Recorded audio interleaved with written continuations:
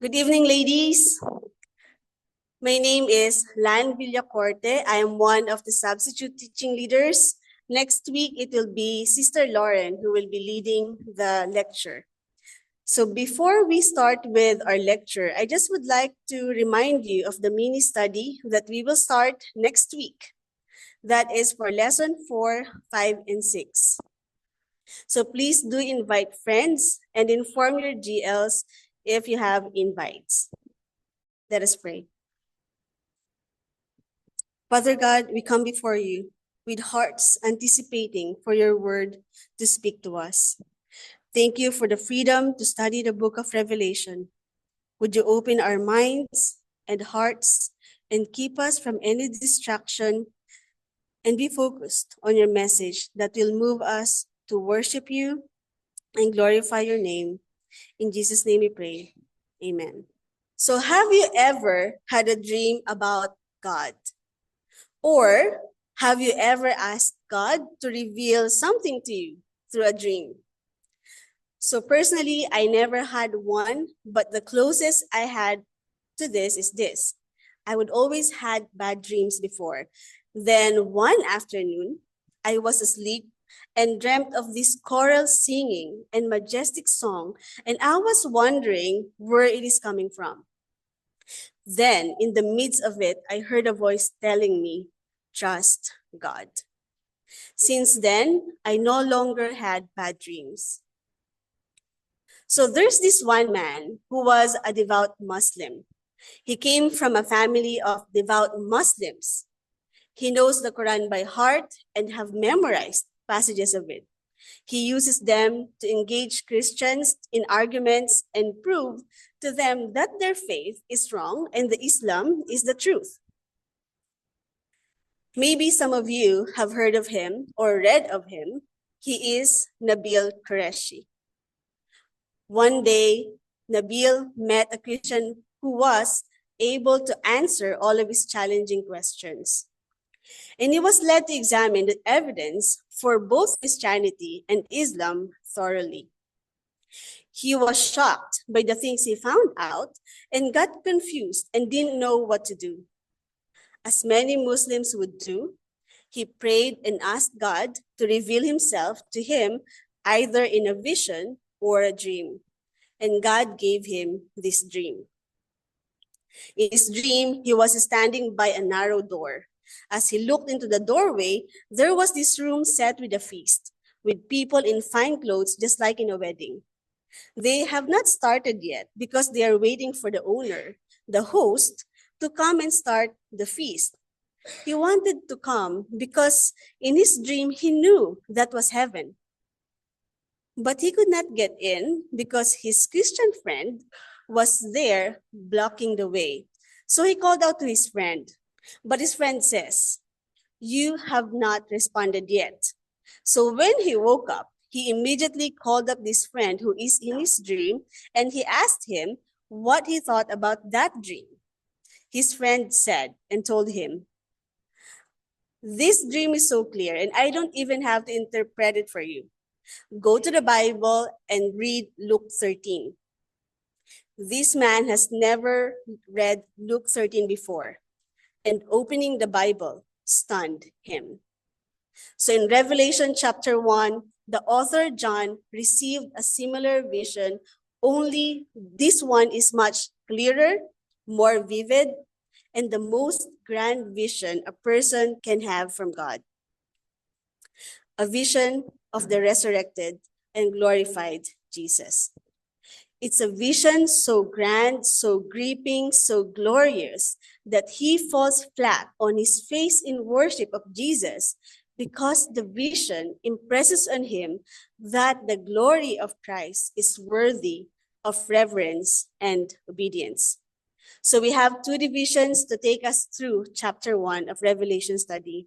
Our first division is verses 1 to 8, which I've titled Salutation to the Seven Churches. And our second division, verses 9 to 20, titled Vision of the Son of God. So open your Bibles and come with me to chapter 1 of Revelation, and I'll begin by reading verses 1 to 2. The revelation from Jesus Christ, which God gave him to show his servants what must soon take place, he made it known by sending his angel to his servant John, who testifies to everything he saw, that is, the word of God and the testimony of Jesus Christ. And right off the bat, in verse 1, John tells us what this book is about.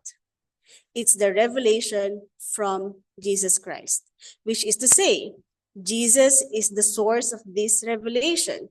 That is, Jesus is the subject of revelation. We will see that both are true as we get further along this book. Jesus is both the source and the subject. He is both the revealer and the revealed. And the word revelation is in the Greek is apocalypsis, from which we get the English word apocalypse. And it means an unveiling. So God is pulling back the curtains to unveil, to uncover, to reveal Jesus Christ, who is both the source and the subject of this book. And notice the chain of communication. The revelation is from God to Jesus, to an angel, and to Jesus' servants, beginning with the servant John, and then to other servants, and this gives assurance that this message can be trusted because the ultimate source of this book is God the Father, and he is trustworthy. So in our leaders meeting last week, we found out that there are groups of people who are actually discouraged to read the book of Revelation. And some shared that they also used to fear studying this book. We see in verse 3 the declaration of blessing, not just for those who will study, but those who will read aloud and take to heart what is written in Revelation. It's not to be heard just for the sake of intellectual curiosity. The hearer is instructed to take it to heart. So this year, you will get to know the message of Revelation, and that is God's intention is for you to live by it, to abide by it, by taking it to heart. And why should we bother taking this study to heart? Well, we're told because the time is near. That is, the time of the fulfillment of Jesus' return and the fulfillment of all that is written in this book. Jesus' return was near in the 1st century. If it was near then, it is even nearer today. God wants us to be expectant, to be ready, and to take this book to heart because the time is near. So what does being ready actually look like? So John opens his letter with a salutation or greeting to the 7 churches in the Roman province of Asia. It is where Turkey is today. So while Revelation is an apocalyptic prophecy, it is also as much as a letter as the other epistles in the New Testament. In this letter salutation, John introduces the 3 members of the Godhead in a creative way. Verse 4 to 5a. John, to the 7 churches in the province of Asia, grace and peace to you from him who is, and who was, and who is to come, and from the 7 spirits before his throne, and from Jesus Christ, who is faithful witness, the firstborn from the dead, and the ruler of the kings of the earth. He begins with God the Father, the eternal one, who is, who was, and who is to come. The eternal God is coming back in his perfect time to intervene in his perfect way. And before God the Father are the 7 spirits. The reference to the 7 spirits likely refers to God the Holy Spirit. And the number 7 points to the completeness, the wholeness, the perfection of the Spirit. And Jesus is last. probably because he is the focus of the rest of this chapter, and the spotlight now turns on him. In verses 5 to 8, we're given aspects of Jesus that cause John to break out in spontaneous worship. Jesus is the faithful witness to the Father, and the Father's plan to this world, which John revealed in the rest of this book. He's the firstborn from the dead. We know that he was the first one to die and return to life and go on to live eternally in a glorified body. He's the ruler of the kings of the earth. So however powerful rulers of the earth are, or anyone else who claims to have authority, they will answer to the authority of Jesus, the king who rules all other kings. And he loves us. Note the present tense there. The church in the first century was under the pressure to compromise their allegiance and faithfulness to God's word and his son. So now think about this for a moment. How have you observed the church today in the 21st century also under pressure to compromise its faithfulness to God's word and his son? How have you responded under this pressure?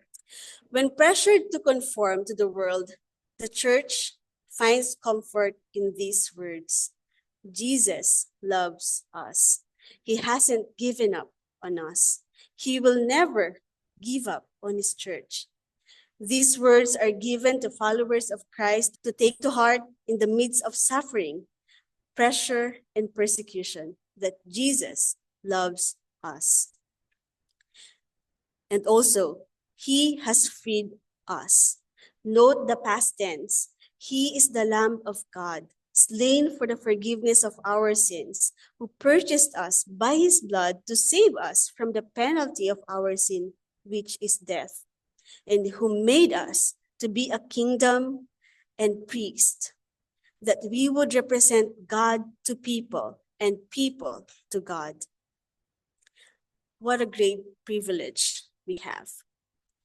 There is no condemnation for those who trust Jesus. They are justified. They are declared righteous. They have eternal life. They are no longer under God's wrath. And John, reflecting on all of these aspects of Jesus, breaks out in spontaneous worship in verse 6. It's like he can't stop himself. He writes, "To Jesus be glory and power forever and ever. Amen." And this is because he had encountered the glory of Christ.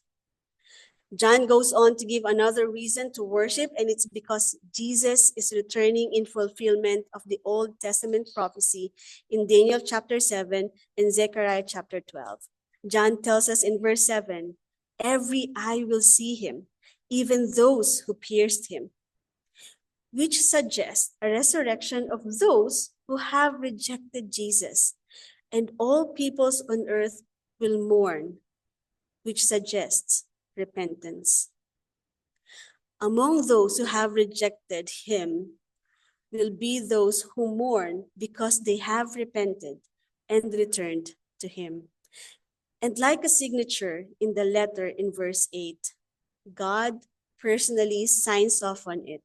He approves it on the authority of his own name. "I am the Alpha and the Omega, who is and who was and who is to come." Alpha and Omega are the first and last letters of the Greek alphabet. He is the first and the last. He is the beginning and the end and everything in between. But that's not all. He also signs off as the Almighty One, which means the one who has his hand on everything.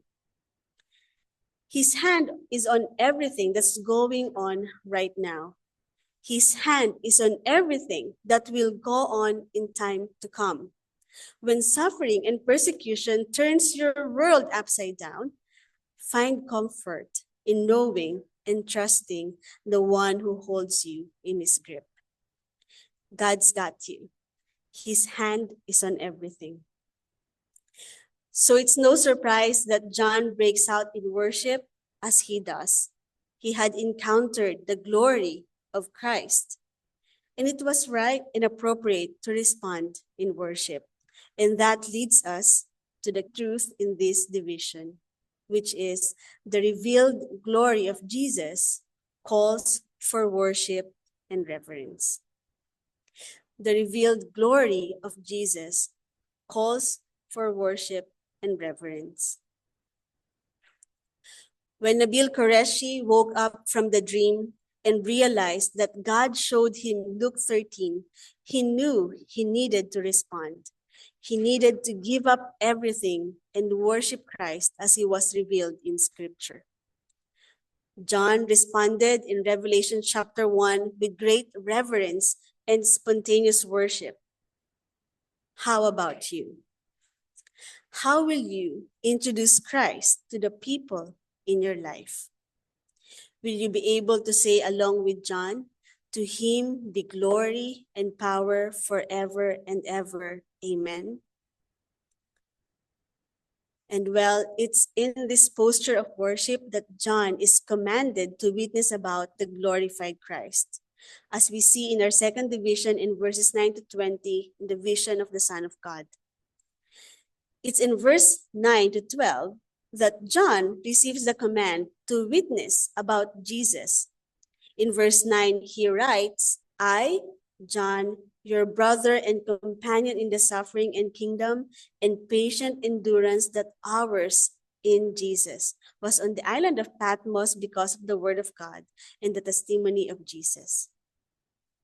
So John, in writing this while incarcerated in Patmos, if you will look into your map in your Revelation book, Patmos is an island in the Aegean Sea in Greece. It's southwest of the seven churches.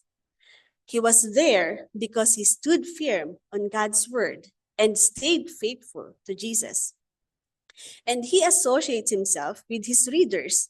He said, he is their brother and companion in the suffering and kingdom and patient endurance. That is the reality he is experiencing. And that is the reality he wants us to know. For those who stand firm on the truth of God's word and who stay faithful to Jesus, there is first the suffering and then the consummation of the kingdom. While we wait for that, John says, we must wait with patient endurance. Loss of freedom, loss of reputation, loss of employment, loss of income, perhaps loss of business, loss of relationships, loss of family, or even loss of life. However, we may suffer because of the word of God and the testimony of Jesus, the question is, are you willing to endure, to stand firm, and to stay faithful? John tells us in verse 10, "On the Lord's day, I was in the Spirit." Some Bible scholars differ on what this means. Some think it means John was in the Spirit on a Sunday, being the day of Jesus' resurrection and on which his followers met to worship. Others think it means John was receiving a vision of the Lord's day, referred to in the Old Testament as the day of the Lord, while he was in the Spirit. But no matter which view you take, either way, the bottom line is that John receives this message. And then he hears from behind him a loud voice like a trumpet, which tells him to write on a scroll what he's about to see and to send the scroll to the seven churches. And so he turns around to find who's talking, and what he sees are 7 golden lampstands, which verse 20 tells us are the 7 churches. And among the lampstands, he sees what he describes as someone like a son of man. And this echoes the messianic figure that Daniel saw and described in Daniel chapter 7 as like a son of man. And the lesson note point out that this phrase is a Hebrew idiom that means a human being. So what are we told about this human being? Well, verse 13 to 18 highlight the characteristics of this person who John will later point out as Christ himself. We're not told what these characteristics mean. We're just given a picture that's so grand and glorious and gripping that all John can muster is to describe what this person is like. So John kicks off in verse 13 with a description that this person was dressed in a robe reaching down to his feet and with a golden sash around his chest. He is in royal or priestly dress, fully appropriate for one holding high office and authority. And his hair was white like wool, as white as snow. White suggests age, and age suggests wisdom. He is all wise. He is the epitome of wisdom. And his eyes were like blazing fire, suggesting discernment and omniscience. He sees all. He knows all. He is wise above all. And his feet were like bronze glowing in a furnace. The weapons are made of bronze. And so this may speak of judgment. It echoes Daniel chapter 7, verses 10, where the Ancient of Days assumes the role of a judge. He would judge the 7 churches and will judge the church throughout history. And because he sees all and he knows all and he is wise above all, his judgment is fair and thorough. And his voice was like the sound of rushing waters. The sound must be overwhelming for John, but he seems to want us to have an idea of what words cannot truly describe. And in his right hand, he held 7 stars. Verse 20 tells us that the 7 stars are the angels of the 7 churches. Your lesson notes point out that some see each angel as symbolizing the leader of each church, while others believe they're actually angels among God's people. Either way, each of the 7 churches will receive a message as part of this revelation to John. And coming out of his mouth was a sharp double-edged sword. The Romans wielded their authority by using a sword often sharpened on both edges. It's from his mouth that comes the authoritative word of God, and those words have spiritual power. Hebrews chapter 4, verse 12 tells us his words are living. They are active. They judge the thoughts and attitudes of our hearts. And his face was like the sun shining in all its brilliance. This is the majestic, indescribable brilliance of his being. So towards the end of this book, we see the New Jerusalem where there is no need for the sun because Jesus himself will delight in all his brilliance. And how does John respond to this vision of the glorious Christ? It so shakes him to the core that he falls flat on the floor in fear, like dead. He's wiped out in emotion at the terrifying sight of the glorified, majestic Christ. Imagine falling at your feet as though dead. What would make you do such a posture? Humility? Fear? Reverence? And Jesus is right there with John. In verse 17, he placed his right hand on John and said, "Do not be afraid." And then he reminds John why his servants who suffer for his sake need not fear. He says, "I am the first and the last."